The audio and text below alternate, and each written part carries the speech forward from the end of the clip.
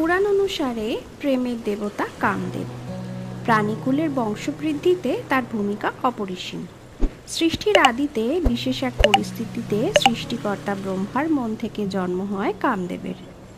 আজ জেনে নিই কামদেবের জন্মের ইতিহাস সম্পর্কে।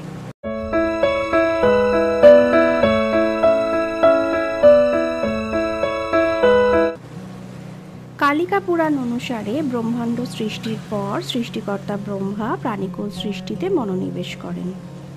দক্ষ ও প্রজাপতিগণকে সৃষ্টির পর তিনি সপ্তঋষি ও নারদ সহকারে আরও 10 জন মানসপুত্র সৃষ্টি করেন।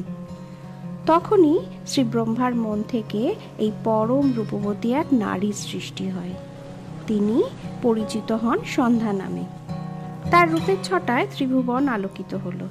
তা দেখে দক্ষ ও প্রজাপতিগণ ও ব্রহ্মার মানসপুত্রগণও শিহরিত হলেন। ব্রহ্মা সহ সকলেই বিস্ময়কর মুগ্ধ নয়নে ভাবতে লাগলেন, এই নারী জগতে কি কাজে এসেছেন? কেই বা এই রমণী রতনের অধিকারী হবেন? একথা ভাবতে ভাবতে ব্রহ্মার মন থেকে সৃষ্টি হয় অপূর্ব এক তেজোদীপ্ত সুন্দর পুরুষ।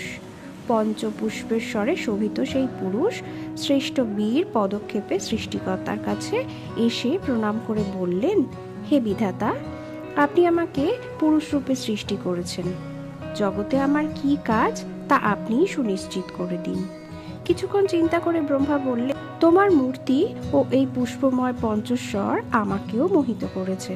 তোমার এই পুষ্পস্বরের ছোঁয়ায় দেব, দানব, মানব সহ সমস্ত প্রাণীকুলের মনে প্রেমের সঞ্চার ঘটবে।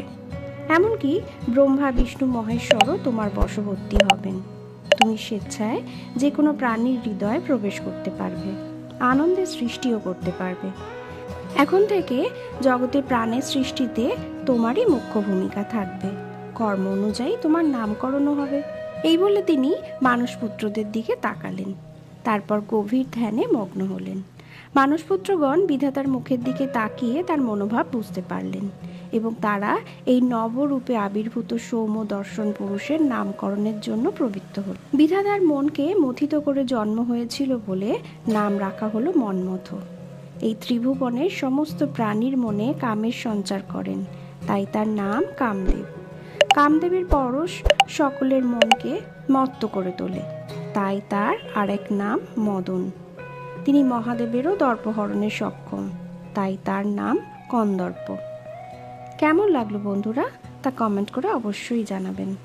তথ্যটি যদি ভালো লেগে থাকে, লাইক, শেয়ার, সাবস্ক্রাইব করে মিক্স উইথ কর্লির পাশে থাকবেন।